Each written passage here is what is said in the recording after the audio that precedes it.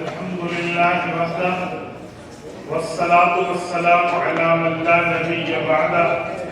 أما بعد فأعوذ بالله من الشيطان الرجيم. بسم الله الرحمن الرحيم.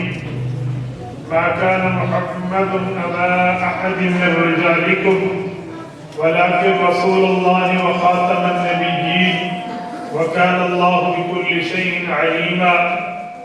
عن ابي هريره رضي الله تعالى عنه قال قال رسول الله صلى الله عليه وسلم ان مثلي ومثل الانبياء من قبلي كمثل رجل بنى بيته فاحسنه واجمله الا موضع لبنه من زاويه فجعل الناس يطوفون به ويتعجبون له ويقولون هلا وضعت هذه اللبنه فأنا اللبنة وأنا خاتم النبيين.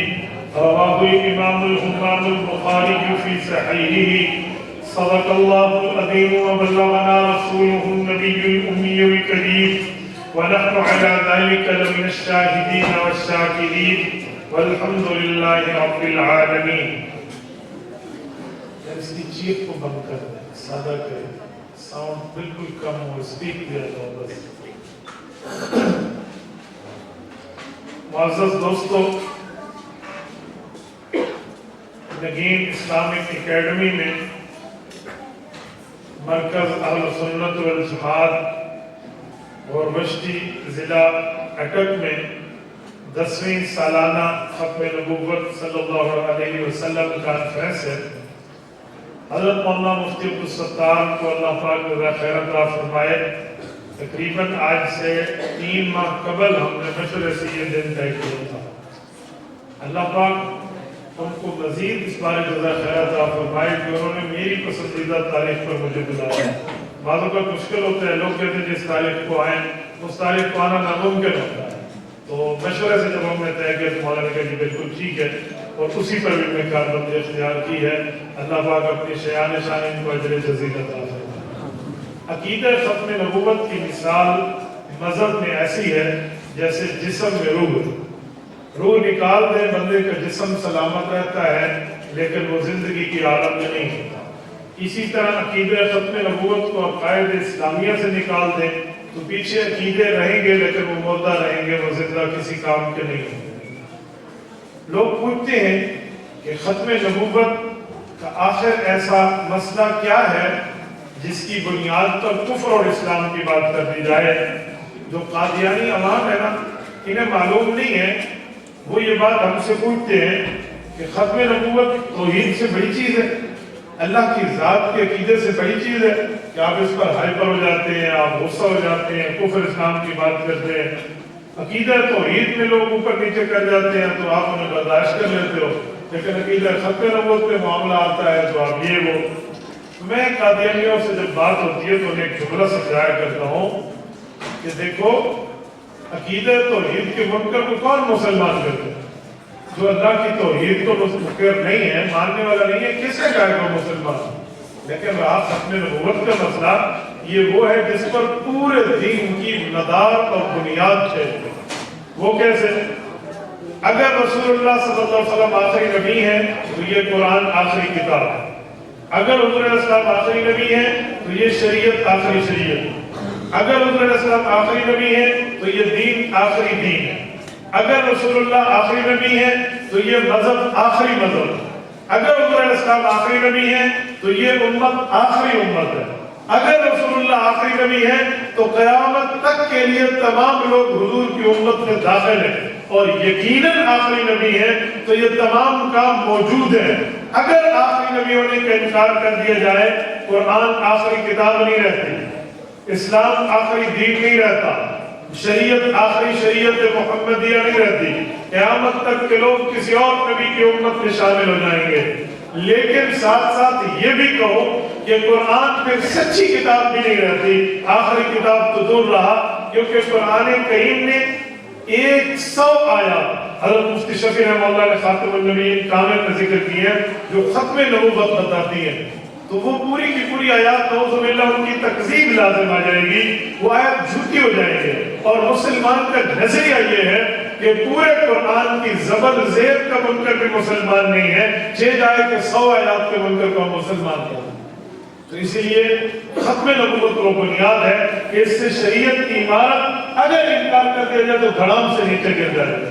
نمبر 2، اگر ختم نبوت کا انکار کر دیا جائے تو قرآن تو گیا، 7 پیغمبر کی حدیث بھی ہم سے چلی جائے۔ حضور علیہ السلام نے 210 احادیث مفتی شفیع رحمہ اللہ نے اس کتاب میں جمع کی ہیں، جن میں رسول اللہ صلی اللہ علیہ وسلم کا خاتم النبیین، خاتم المرسلین ہونا ثابت ہوتا ہے۔ اور نبوت کی ذات کے لیے ہمارا نظریہ یہ ہے کہ سورج مشرق کے بجائے مغرب سے نکل سکتا ہے۔ آقا نامدار کا فرمان جھوٹا بولتے نہیں ہیں، آقا نامدار کا فرمان جھوٹا نہیں ہو سکتا۔ تو آپ ایک فرمان چھوڑو، 210 فرامین کو جھوٹا کرنے کے اوپر تلے ہو اگر کہ آخری نبی نہیں ہے۔ تو اصل بنیاد یہ ہے کہ عقیدہ ختم نبوت کو نہ مانے تو شریعت کی عمارت بچتی نہیں۔ میں ایک جملہ کہتا ہوں، قرآن کریم کی آیات اور احادیث پاک یہ ہمارے ایمان کا حصہ ہے۔ قرآن اور حدیث میں بہت زیادہ معاملہ موجود ہے۔ قرآن اللہ کی بات اور حدیث رسول اللہ کی بات۔ ہم نماز میں قرآن بھی پڑھتے ہیں اور حضور علیہ السلام کی حدیث پڑھتے ہیں، نماز میں پڑھتے ہیں۔ بابا سبحانک اللہم حدیث ہے، حدیث سے تو نماز شروع کر دے۔ مجھے عوام پتہ ہے، علماء تو جانتے ہیں، ہم نماز میں حدیث نہیں پڑھتے۔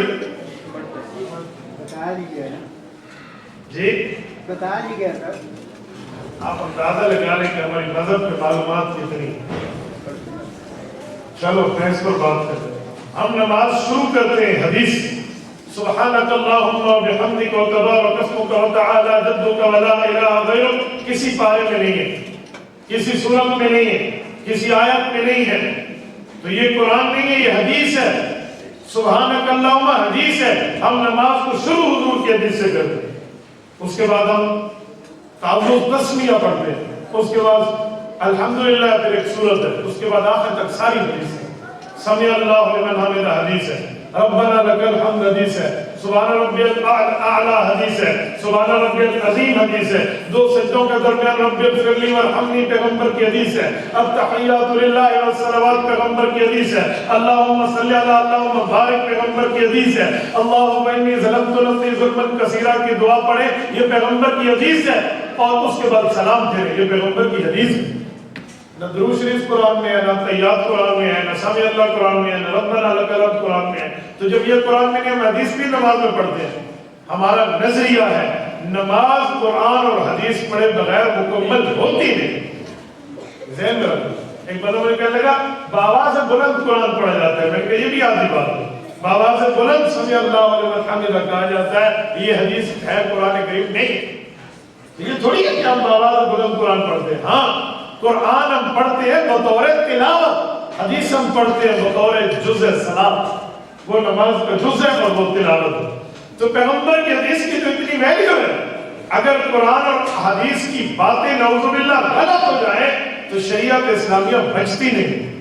اچھا میں اس پر ایک مثال اور بھی دوں، کوئی بندہ یوں چھپے نا کہ میں قرآن کو مانتا ہوں، میں نے صرف حدیث کا انکار کیا ہے، اس میں کون سی برائی ہے؟ تو آپ نے ایک مثال دینا، شمس المفسرین علامہ شمس الحق افغانی اللہ اس کی قبر پہ کروڑوں انور رحمت نازل فرمایا کرتے تھے، یہ نکات افغانی جلد اول میں موجود ہے کہ کوئی شخص اگر اللہ کی کتاب نہ بھی مانے یا مانے اس کو ایک طرف، پیغمبر کی حدیث کا بھی انکار کر دینا تو اللہ اسے فرعون بنا دیتا۔ مثال دیتے ہوئے فرماتے تھے کہ جو فرعون غرق ہوا ہے نا، اس وقت تک تورات اللہ نے آسمان سے نہیں اتاری تھی۔ یہ علماء بیٹھے آپ پوچھ لینا، تورات آسمان سے فرعون کے مرنے کے بعد اتری۔ تورات کا نزول فرعون سے پہلے نہیں ہوا، نہ فرعون نے اللہ کی کتاب تورات کو اپنی آنکھوں سے دیکھا ہے، نہ فرعون نے تورات پڑھی ہے، نہ فرعون نے تورات سنی ہے۔ وہ فرعون بنا، بے ایمان بنا، اللہ نے غریق کر کے ڈبا دیا، نشان عبرت بنا دیا قیامت کے لیے۔ وجہ اس نے تو اللہ کی کتاب کو دیکھا ہی نہیں تھا، تو انکار کیسے کیا ہوتا؟ تو اس کا ایک ہی جواب ہے کہ فرعون غرق ہوا ہے حدیث موسیٰ کے انکار کی وجہ سے۔ حدیث موسیٰ علیہ السلام کے انکار کی بابت فرعون کو رب نے زمین دریا میں غرق کر دیا اور زمین پر نشان عبرت بنا دیا. تو پیغمبر کی حدیث کی اتنی ویلیو ہے. یہ نہیں ہے کہ صرف قرآن کریم کے معنی حدیث چھوڑ دے, کوئی حدیث پاک چھوڑ دے تو اس کی حیثیت یہ ہوتی ہے. میرے دوستوں میں اس پر ایک جملہ مزید کہتا ہوں, پھر بات آگے چلاؤں گا. قرآن کریم جو بات کرتا ہے, اگر ہم اس بات کو سمجھیں تو قرآن رسول اللہ کی حدیث کو برقرار رکھتا ہے. ایسا ہوا حضور پاک علیہ السلام نے مکہ مکرمہ سے ہجرت کی, مدینہ طیبہ تشریف لائے. یہاں قبلہ کس سے بدل؟ بالکل سیدھا. اب توجہ رکھیں, یہ قبلہ ہے جو ہمارا بیت اللہ ہے. حضور اکرم صلی اللہ علیہ وسلم شمال کی طرف منہ فرماتے تھے, بیت المقدس کی طرف, اور 17 مہینے اللہ کے رسول نے نماز پڑھی. 17 مہینے بعد رب نے حکم بھیجا فولی وجہک شطر المسجد الحرام, دوسرے پارے کا پہلا صفحہ, سورۃ نمبر 2 سورۃ البقرہ. اب آپ بیت المقدس کو چھوڑ کے بیت اللہ کی طرف منہ کر لیجیے. جو لوگ گئے ہیں نا مدینہ منورہ وہ یہ بات جانتے ہیں, جو نہیں گئے اللہ ہم سب کو لے جائے. اللہ آپ کی برکت سے ہمیں بابرکت سفر سب کو توفیق عطا فرمائے. بنو سلمہ کا جو محلہ ہے وہاں مسجد قبلتین قائم ہے. وہاں ایک ایسے قبلہ, ایک اپوزٹ قبلہ, کیونکہ مدینہ منورہ کا جو قبلہ ہے نا وہ یوں نہیں ہے کہ جیسے مشرق مغرب ہے, وہ شمالاً جنوباً. حدیث پاک ہے جامع ترمذی میں وَلَٰكِنْ شَرِّقُوا وَغَرِّبُوا, علماء اس کو جانتے ہیں. تو حضور علیہ السلام بیت المقدس کی طرف منہ کر کے نماز پڑھ رہے تھے. ظہر کی 2 رکعتیں پوری ہو چکی تھی. صحابہ کرام پیچھے صف بنا کے پڑھ رہے ہیں اور وہ بیت المقدس کی طرف ہے. دوران نماز وحی آئی, سلام کا انتظار بھی نہیں کیا. دوران نماز وحی آئی فولی وجہک شطر المسجد الحرام, آپ وہ بیت اللہ کو کر لیں. تو اللہ کے رسول نے دوران نماز وہ ادھر کر لیا اور صحابہ بھی تھے. جب نماز ختم ہوئی آپ علیہ السلام نے آیت کی تلاوت پڑھ کے فرمائی اور سنائی تو لوگوں نے عجیب بات دیکھی. پہلے قبلہ اختیار کیا تھا وہ کوئی مذاق میں کیا تھا, وہ تو غلط تھا, یا وہ ٹھیک تھا تو یہ غلط ہے, یا یہ ٹھیک ہے تو وہ ٹھیک نہیں تھا, اس طرح کی بات ہے. تو رب العزت نے اس کا جواب دیا. اللہ نے جواب کے لیے قرآن کریم کی آیت اتاری, فرمایا وَمَا جَعَلْنَا الْقِبْلَةَ الَّتِي كُنْتَ عَلَيْهَا, یہ جس قبلے پر آپ پہلے نمازیں پڑھ رہے تھے بیت المقدس کی طرف منہ کر کے, ما جعلنا, اسے بنایا ہم نے, اس کا حکم اللہ نے فرمایا میں نے دیا. جو اللہ بیت المقدس کی طرف حکم دے چکا تھا وہی بیت اللہ کی طرف حکم دے رہا ہے. اب بات ختم ہو گئی نا کہ وہ بھی اللہ کا حکم تھا, یہ بھی اللہ کا حکم ہے, اللہ کا اپنی مصلحت ہے. اب سوال یہ ہے کہ جو رب نے فرمایا وَمَا جَعَلْنَا الْقِبْلَةَ الَّتِي كُنْتَ عَلَيْهَا, جس طرف آپ منہ کر رہے تھے پہلے 17 مہینے تک بیت المقدس کی طرف, اس کا حکم اللہ فرماتے ہیں کس نے دیا تھا؟ میں نے دیا تھا. پورے قرآن کریم کو کھولے, توجہ رکھنا, الحمد کی الف سے والناس کی سین تک کھول لیں. 86 مکی اور 28 مدنی صورتیں ملائیں 114 صورتیں کھول لیں, 30 پارے کھول لیں, 7 منازل کھول لیں, 120 پاؤں کھول لیں, 540 رکوع کھول لیں, 6666 کم و بیش آیات کھول لیں. آپ کو کسی آیت, کسی سورت, کسی رکوع, کسی پارے, کسی صفحے پر یہ حکم نہیں ملے گا کہ رب فرمائیں اے محمد صلی اللہ علیہ وسلم بیت المقدس کی طرف منہ کر لو. جب یہ حکم ملتا نہیں ہے تو پھر اللہ کیسے کہتے ہیں وَمَا جَعَلْنَا الْقِبْلَةَ الَّتِي كُنْتَ عَلَيْهَا, یہ حکم ہم نے دیا تھا. تو اس کا ایک ہی جواب کہ اللہ رب العزت نے یہ حکم حضور کو دیا تھا اور حضور نے اپنی حدیثوں سے بیان فرمایا. تو پیغمبر کی حدیثوں کو رب نے اپنا حکم کہا, پیغمبر کے حکم کو اللہ نے اپنا حکم فرمایا ہے, پیغمبر کی بات کو ہم نے اپنی بات فرمائی ہے. پتہ چلا نبی کی بات کی اتنی حیثیت, ویلیو, مرتبہ ہے کہ وہ اللہ اس کی بات کو اپنی بات فرما دیتے. کیوں نہ فرمائے کہ سورۃ النساء آیت نمبر 113 رب کائنات اعلان فرما چکے ہیں وَأَنزَلَ اللَّهُ عَلَيْكَ الْكِتَابَ وَالْحِكْمَةَ وَعَلَّمَكَ مَا لَمْ تَكُنْ تَعْلَمُ وَكَانَ فَضْلُ اللَّهِ عَلَيْكَ عَظِيمًا. اے میرے پاک پیغمبر, ہم نے آپ پر قرآن بھی اتارا ہے اور آپ پر حدیث بھی نازل کی ہے. انزل اللہ علیک الکتاب والحکمہ, آپ پر کتاب بھی اتری ہے, سنت بھی اتری ہے. وعلمک ما لم تکن تعلم, قرآن اور سنت, قرآن اور حدیث کے اترنے سے پہلے آپ ان علوم سے واقف نہیں تھے. وَكَانَ فَضْلُ اللَّهِ عَلَيْكَ عَظِيمًا, یہ اتار کے اللہ نے آپ کو ان سے روشناس فرمایا اور بہت بڑا فضل کر دیا. تو میرے دوستو, اگر قادیانیت کی ہم یہ بات مان لیں کہ ختم نبوت کا عقیدہ نعوذ باللہ ٹھیک نہیں ہے تو یہ حدیثیں بھی غلط ہو جائیں گی، یہ آیات بھی غلط ہو جائیں گی۔ اسی لیے یہ صرف ایک عقیدے کا مسئلہ نہیں ہے، ایک نظریے کا مسئلہ نہیں ہے، ایک مسئلے کا مسئلہ نہیں ہے، یہ پوری شریعت کی حقانیت کا مسئلہ ہے۔ یہ قرآن کریم اور حدیث نبویہ کی ثبوت اور دینداری کا مسئلہ ہے۔ اس بنیاد پہ ہم کہتے ہیں کہ ختم نبوت کا انکار ایسے ہے جیسے جسم سے کسی کی روح نکالنا۔ میرے دوستو، حضور پاک صلی اللہ علیہ وآلہ وسلم سے پہلے جتنے نبی آئے ان کو نبی ماننا ضروری تھا۔ حضور علیہ السلام کو نبی ماننا بھی ضروری ہے اور آخری نبی ماننا بھی ضروری ہے۔ تو جو بندہ حضرت عیسیٰ کو نبی مانے آخری نبی نہ مانے، ٹھیک ہے، حضرت موسیٰ علیہ السلام کو نبی مانے آخری نبی نہ مانے، بالکل ٹھیک ہے، لیکن حضور کو کوئی نبی مانے آخری نبی نہ مانے، یہ مسلمان نہیں رہے۔ حضور علیہ السلام کی ذات اقدس پر ختم نبوت ہو چکی ہے، اب نیا نبی پیدا نہیں ہو سکتا۔ آپ نوجوان بیٹھے، میں نوجوانوں کو کہوں گا اللہ کے لیے عقیدہ ختم نبوت علماء کے پاس آ کر پڑھیے، آ کر سمجھیے، اس کے دلائل کو اپنے دماغ میں بٹھائیے اور اپنے دماغ میں ان دلائل کو رکھ کر آگے دنیا میں آپ سفر کیجئے، ورنہ عقیدہ ختم نبوت پر معلومات نہ ہو تو لوگ پریشان ہو جاتے ہیں۔ اگلا جھوٹ بول جاتا ہے، کوئی قادیانی کوئی مرزائی ملتا ہے جھوٹ بول جاتا ہے اور ہمارا مسلمان نیوز دیکھ کر پریشان ہونا شروع ہو جاتا ہے، جی یہ بات پتہ نہیں کیا ہے، کیا تھا۔ مجھ سے قادیانی کی لاہور میں ملاقات ہوئی، وہ فیملی بھی قادیانی تھی، اس نے قادیانیوں میں شادی کی تھی، خالہ کی بیٹی کے ساتھ شادی کی، خالہ قادیانی تھی تو اس نے قادیانی بنا دیا۔ وہ مجھے گفتگو میں کہتے ہیں مولانا مسلم شریف کی صحیح حدیث ہے کہ 3 چاند ایک دوسرے کے بعد ایک ایک نمبر پر طلوع ہوں گے، یعنی 1-1-29-29 پر، اور اس کے بعد ان 3 مہینے کے بعد گزرے گا تو رب ایک شخصیت کو پیدا کرے گا جس کو اللہ اپنا چنا ہوا بنائے گا، اور یہ 3 چاند کے مہینے پورے ہوئے تھے اور مرزا صاحب اس کے بعد پیدا ہوئے۔ مجھے اندر سے ایسی آ رہی تھی کہ صحیح مسلم ہم نے پڑھی بھی ہے، پڑھائی بھی ہے، اور یہ انگلیوں پہ میں نے الحمدللہ اس کو ٹاپ کیا ہے۔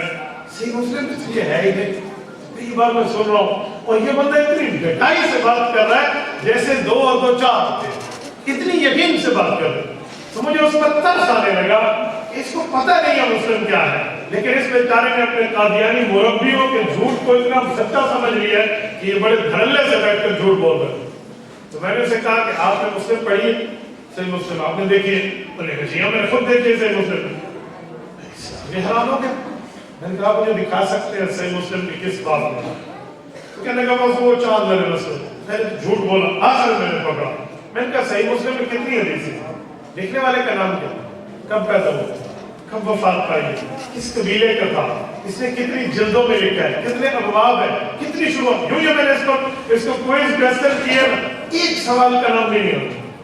صحیح مسلم لکھنے والے کا نام صحیح مسلم، چل جا، نہ اس کے ابے کا نام پتہ ہے، نہ اس کی قوم کا نام پتہ ہے، نہ اس کے قبیلے کا مسئلہ پتہ ہے، نہ اس کی حدیثیں پتہ ہے، نہ کتنے جلد میں لکھی ہے پتہ ہے۔ میں نے کہا میرے بھائی جھوٹ ہے، ایسی کوئی حدیث صحیح مسلم میں نہیں ہے، صحیح مسلم 2 جلدوں میں ہے، مقررات کو حذف کریں تو 4000 روایتیں ہیں، مقررات ملائیں تو 10,000 سے اوپر ہیں۔ اس کے لکھنے والے کا نام مسلم ہے، اس کے والد کا نام حجاج ہے، اس کے قبیلے کا نام قشیری ہے، یہ رہنے والا نیشیا پور کا ہے جو ایران کے ساتھ عراق کے بارڈر پہ لگتا ہے۔ 241 ہجری میں بندہ فوت ہوا ہے، آپ نے خواہ سے جھوٹ بول دیا ہے امام مسلم پہ۔ میں نے مسلم پڑھائی، آپ مجھے مسلم سے دکھا سکتے؟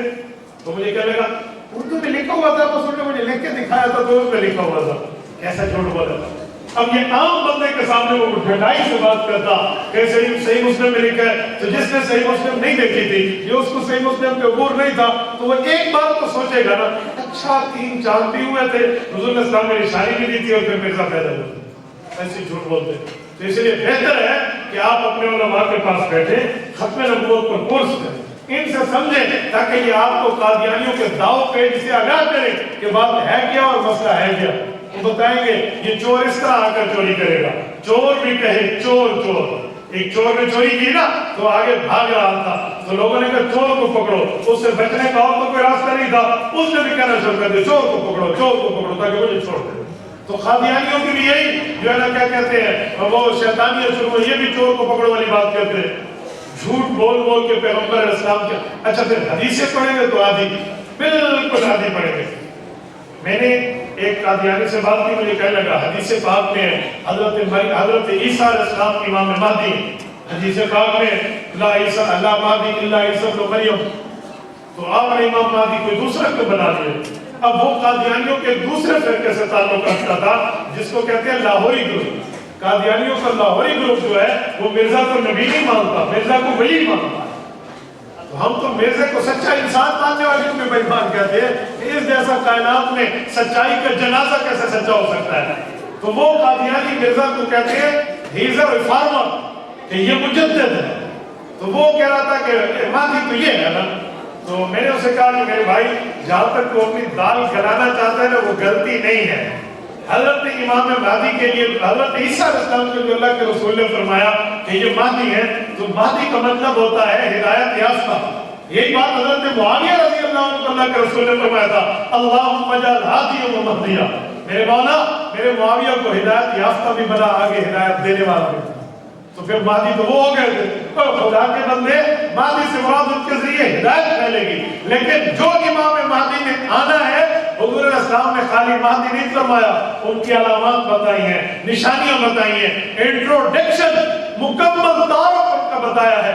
اللہ کے رسول نے فرمایا وہ حسنی حسینی سید ہوگا، اللہ کے رسول نے فرمایا آل فاطمہ سے ہوگا، اللہ کے رسول نے فرمایا قیامت کے دن قیامت سے پہلے پیدا ہوگا، اللہ کے رسول نے فرمایا اس کا نام میرے نام جیسا ہوگا، اللہ کے رسول نے فرمایا اس کے والد کا نام میرے والد جیسا عبداللہ ہوگا، اللہ کے رسول نے فرمایا اس کی امی کا نام میری امی جان جیسا سیدہ آمنہ ہوگا، اور وہ مدینہ میں پیدا ہوگا، مکہ مکرمہ میں پہنچے گا، عمر 40 سال ہوگی، ابدالوں کی جماعت پہچانے گی اور مسلمان اس کے ہاتھ پر بیعت کریں گے۔ جب بیعت کریں گے وہ بیعت الخلافت لے گا، وہ دمشق کا سفر کرے گا، جب ملک شام پہنچے گا جامع مسجد نبوی میں نماز پڑھانے کے لیے مصلی پہ کھڑا ہوگا، ابھی تکبیر کہنے والے نے تکبیر کہی ہوگی، امامت تیار ہوگی، اعلان ہوگا، اس مینارے کو دیکھو، اس مینار پر مریم علیہ السلام کے فرزند حضرت عیسیٰ علیہ السلام نازل ہوئے ہیں، مسلمان دیکھیں گے حضرت عیسیٰ اتریں گے، ان کے بالوں سے یوں پانی چھن چھن کے برس رہا ہوگا جیسے ابھی کوئی غسل کر کے نکلتا ہے، دو فرشتوں کے کندھوں پہ ہاتھ رکھ کے آئیں گے، جب نیچے اتریں گے امام مہدی مصافحہ کریں گے اور پہلی نماز حضرت عیسیٰ پڑھائیں گے اور امام مہدی سمیت پوری امت اقتدا کرے۔ حضور نے تو ساری نشانیاں بتائی ہیں۔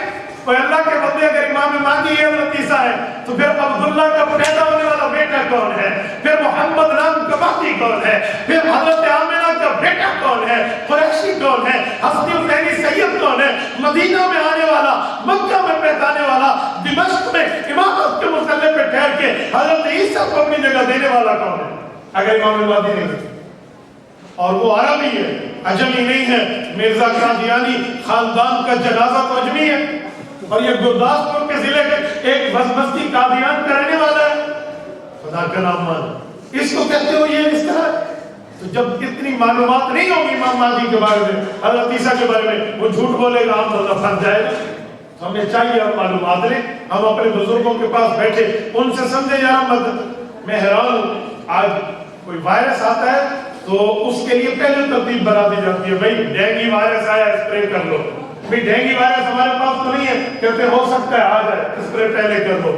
تو بابا یہ قادیانی وائرس کیا آ جائے گا آپ کے پاس، اس کے لیے بہتر ہے کہ اپنے علماء سے اسپرے پہلے کراؤ۔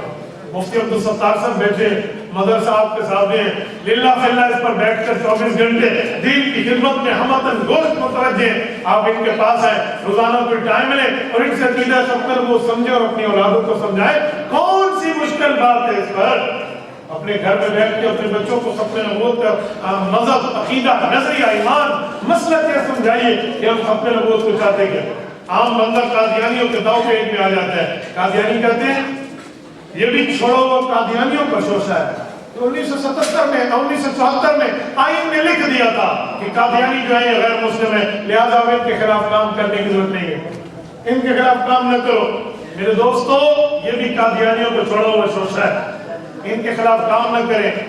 یہ ان کی تو ایم ٹی وی چل رہی ہے، وہ تو قادیانیت کی تبلیغ کر رہے ہیں، ہر زبان میں ان کا مبلغ بیٹھا ہوا ہے۔ اپنے باپ انگریز کے پاس یہ خود کاشتہ پودے انگلینڈ میں بیٹھ کے اپنی مساجد قائم کر چکے ہیں اور اس میں بیٹھ کے اور سارا دن اپنی تبلیغ کر رہے ہیں۔ ٹورنٹو میں بیٹھ کے کینیڈا میں یہ مرزا مسرور اپنے کام کر رہے ہیں اور پاکستان میں آئیڈیل کے ذریعے بیٹھ کے لوگوں کو لڑکیوں کا لالچ دے کر، پیسوں کا لالچ دے کر ان کو خریدا جا رہا ہے، تو کیوں محنت نہ کریں؟ ہاں کسی بندے کو پتہ نہ ہو کہ ہو رہا ہے تو وہ اس کی الگ بات ہے، ہمیں پتہ ہے۔ میں ایک مدرسے میں بیٹھا تھا، میں ایک جگہ بات کر رہا تھا، میں نے کہا قادیانی اس طرح دعوت دیتے ہیں لڑکیوں سے، پیسے سے، یہ سے وہ سے۔ ایک بندے نے مجھے بعد میں کہا کہ مفتی صاحب ہم نے تو آج تک نہیں دیکھا کوئی قادیانی دعوت دیتا ہو، آپ ایسے ہی لگے ہوئے ہیں قادیانی مار گئے پھینٹ گئے، جان چھٹی، مار گیا مردود نہ فاتح نہ درود، آپ ہم خاصے لگے ہوئے ہیں گڑے مردے پھینٹنے پر۔ ابھی ہم یہ باتیں کر رہے تھے، جمعہ پڑھ کے نکلے تھے، ایک لڑکا میرے پاس ہے، مفتی صاحب السلام علیکم، جی وعلیکم، حضرت آپ سے علیحدگی میں ایک بات کرنی ہے، بیٹا کرو، کہتا نہیں علیحدگی میں، میں نے کہا بتا علیحدگی میں گیا تو میں نے اسی مل سے بولا ادھر تیرے کام کی بات۔ مجھے کہنے لگا میں ملتان شراب کالج سے اسٹوڈنٹ ہوں اور مجھے قادیانیوں نے پیسے کی آفر بھی کی اور لڑکی کی آفر بھی کی۔ میں نے کہا یہ سبھی سامنے اسی وقت نقد اللہ پاک میں ملا دے ہوگا یار اس طرح قادیانی اپنی جال بچھا کر بیٹھے۔ میں 20 افراد کو جانتا ہوں جنہیں قادیانیوں نے لڑکیاں پیش کی اور جنہیں قادیانیوں نے پیسہ پیش کیا اور کینیڈا کا ویزا پیش کیا اور ہم پتہ نہیں کہاں کے نیشنلٹی کی آفرز کی ہے۔ جی آؤ انگلینڈ کی آفر، یہ آپ کے سامنے بتا رہے ہیں وہیں کے بازی۔ تو میرے دوستوں اس سے بڑھ کے اور کیا ہے کہ کس طرح یہ لوگ کیسے نہیں چلتے۔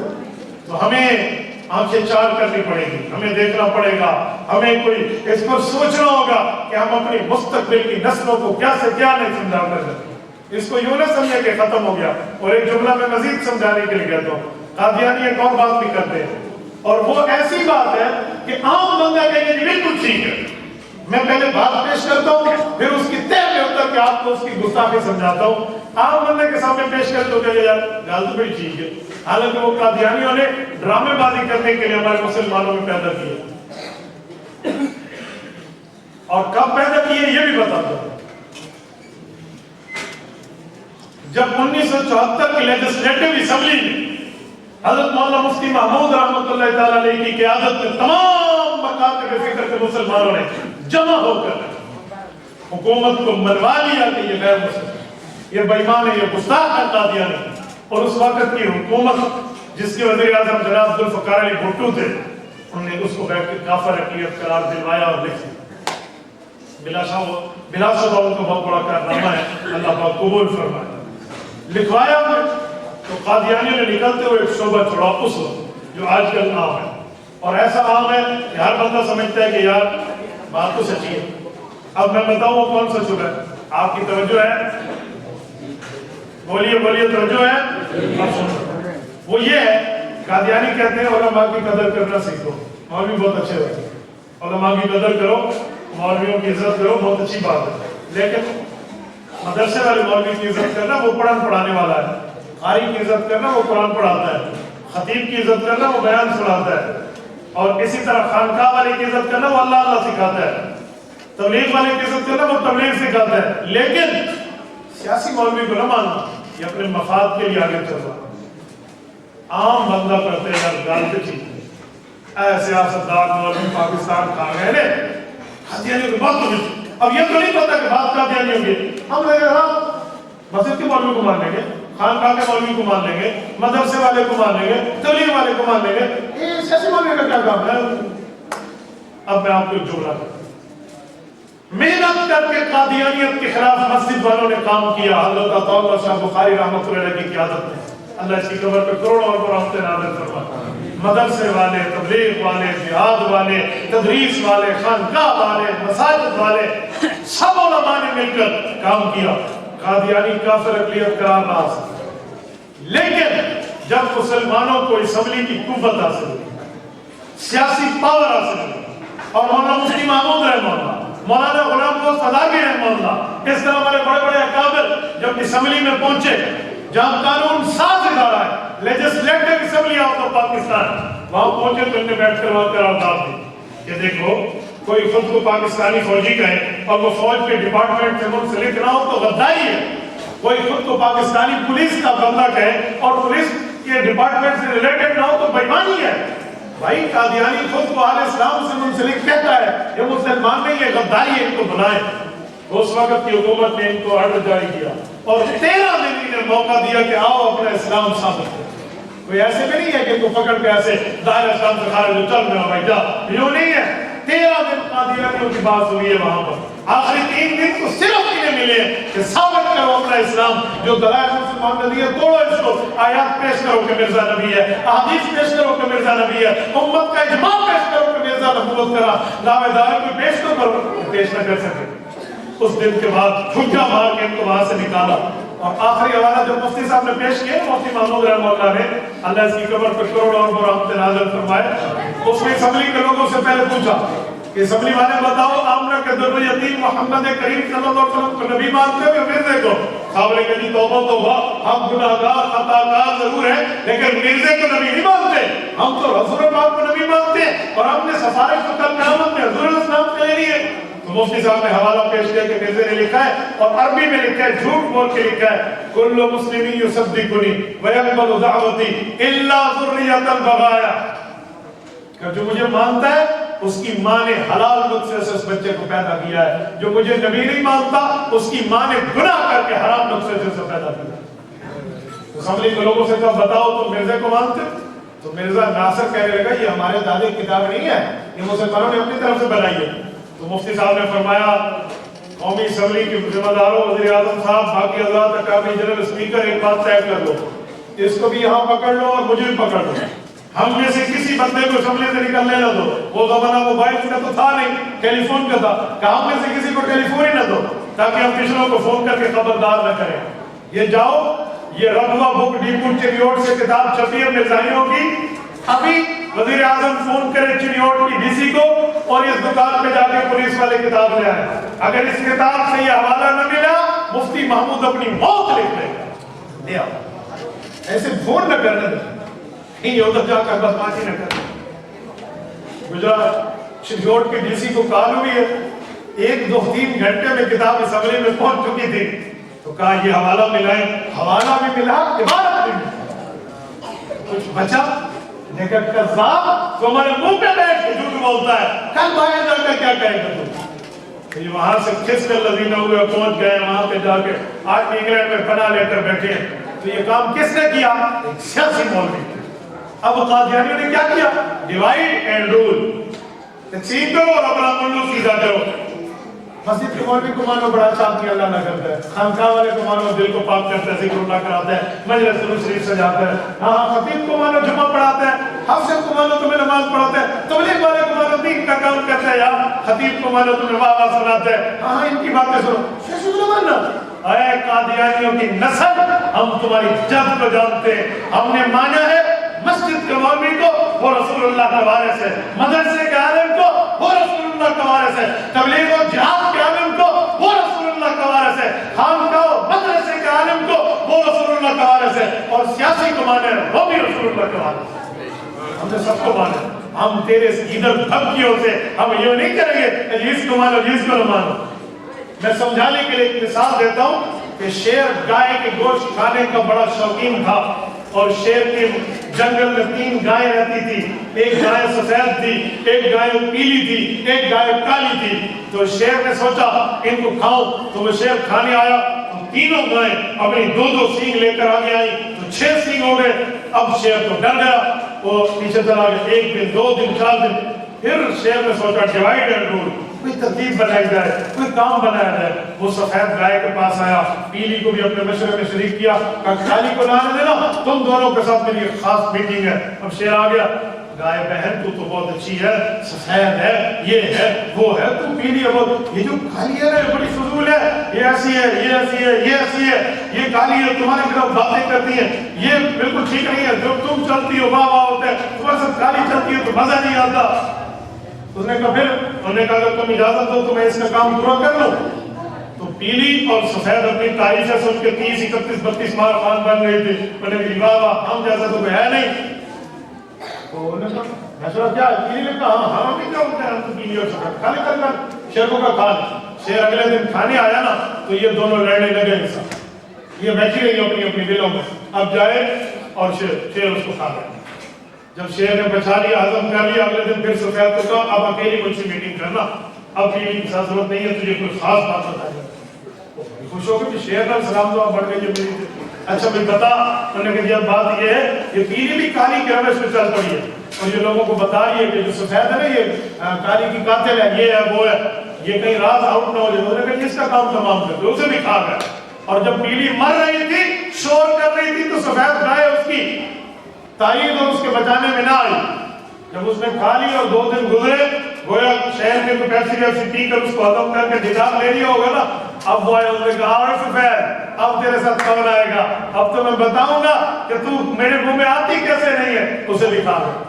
یہ اس بے ایمان کا رول تھا۔ قادیانی علماء کو، قراء کو، حفاظ کو، مدرسین کو، اللہ والوں کو، شیوخ و مشائخ کو علیحدہ کریں اور ہم بیٹھے ہوئے دیا دیا سیاسی معاملے میں کوئی کام نہیں ہے، ہاں کھا گئے کام مولویوں کو کچھ، تو خدا کے بندے علماء ہیں، وہ نبی کے وارث ہیں جس میدان میں ہو۔ اس لیے کبھی علماء میں تفریق پیدا نہ کرنا کبھی بھی۔ اور یہ جو تمہارے دماغ میں باتیں ڈالی جاتی ہیں کہ مولویوں نے کون سا دین آج تک اسمبلی میں نافذ کیا ہے، میں اس کا جواب بھی دیتا جاؤں۔ سنو میرے دوستو، تبلیغ والوں نے کون سا اسلام نافذ کر دیا ملک میں، جہاد والوں نے کون سا نافذ کیا ہے، مدرسے والوں نے کون سا نافذ کیا ہے، انہوں نے کون سا کیا؟ کہتے ہیں وہ اپنے ذمے کی محنت کر رہے ہیں۔ تو میں نے کہا یہ بھی اپنے ذمے کی محنت کر رہے ہیں۔ 4 مہینے دے کر آپ مولانا فضل الرحمان دامت برکاتہم کو اسمبلی بھیجتے ہو تو چاقو دے کر کہتے ہو جنگل کاٹ لے، چاقو سے جنگل کٹتا ہے، اور جنگل کاٹنے کے لیے تو جنگل کٹنے کے آلات چاہیے، اور آپ نے 4 مہینے دیا ہوتا ہے اسلام نافذ کر، سبحان اللہ۔ اور خدا کے بندے سے سلام پیش کرو کہ جتنی قوت دے کر بھیجے اس نے اس قوت سے کفر کے راستے میں سد سکندری کا بند باندھ دیا۔ ہمیں تو یوں تھا اتنی چاہیے، اور ہمارے کہتے ہیں یہ، اور علماء کے دامن پہ خدا کی قسم ایک ٹیڈی کا کرپشن بھی نہیں۔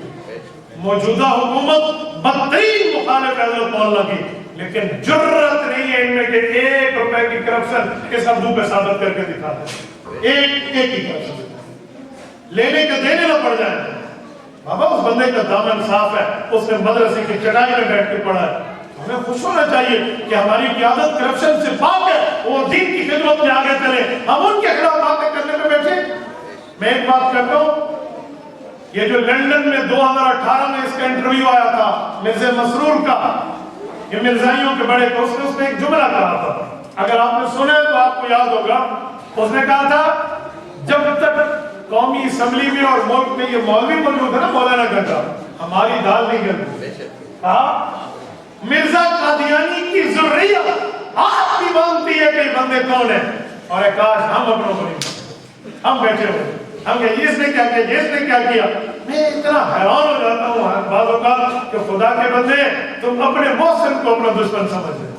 آج ہمارے منہ پر داڑیاں، ہمارے سروں پر پگڑیاں، اور ہم عزت کے مدرسوں میں بیٹھے تو اس کی وجہ نہیں علماء ہے۔ کوئی مانے یا نہ مانے، وہ کہتے ہیں نا اب جس کے دل میں آئے پائے وہ روشنی، ہم نے تو دل جلا کے سریام رکھ دیا۔ میں آپ کی خدمت میں جملہ اس لیے کہہ رہا ہوں، کل قیامت میں میرے فرشتے رب کے دربار میں گواہی دیں گے ہم نے سچ بولا تھا، ہم گونگے شیطان نہیں بنے، جسے ہم نے حق سمجھا تھا ہم نے بتایا۔ تو میرے دوستو یہ بھی قادیانیوں کا شبہ ہے، اور اس شبہ پہ ہم مسلمانوں کے اوپر بات کر جاتے ہیں، اور ہمارا مسلم نوجوان، ہمارا مومن نوجوان، سادہ لوگ جس کے دل میں دین کا درد تو ہے لیکن دین کا علم نہیں ہے، تو وہ پریشان ہو کے کہتا ہے جی بات تو ان کی بہت ٹھیک ہے۔ بابا ان کی بات ٹھیک نہیں ہے، ٹھیک وہ نہیں کیا جو علماء کہہ رہے ہیں۔ اور قادیانی آج فیس بک پر، یوٹیوب پر، گوگل پر ایسے آنکھیں کھول کے بیٹھے ہیں، اپنے نام بدل کے آئی ڈیز لگائے ہوئے ہیں، اپنی گستاخیوں کو آگے پھیلاتے ہیں، اور ہمارے مسلمان اس کو آگے شیئر کر رہے ہوتے ہیں۔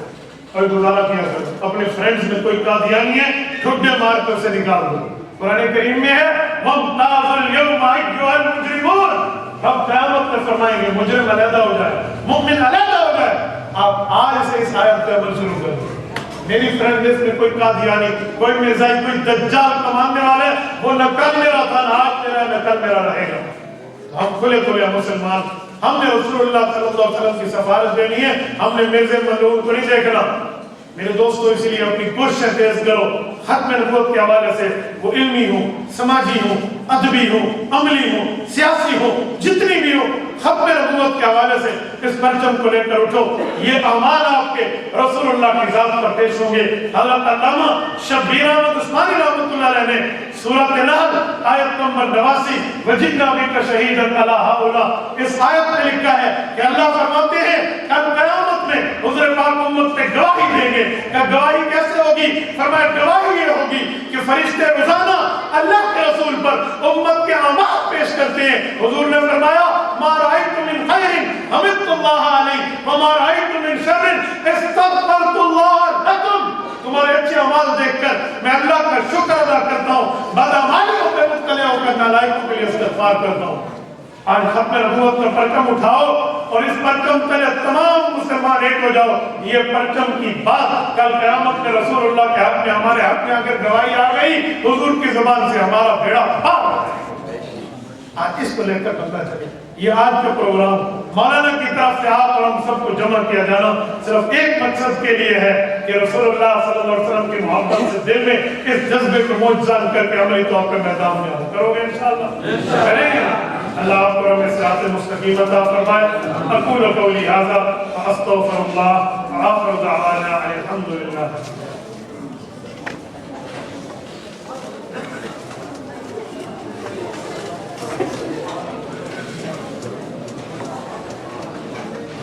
الحمد لله رب العالمين والعاقبة للمتقين والصلاة والسلام على سيد الرسل وخاتم النبيين.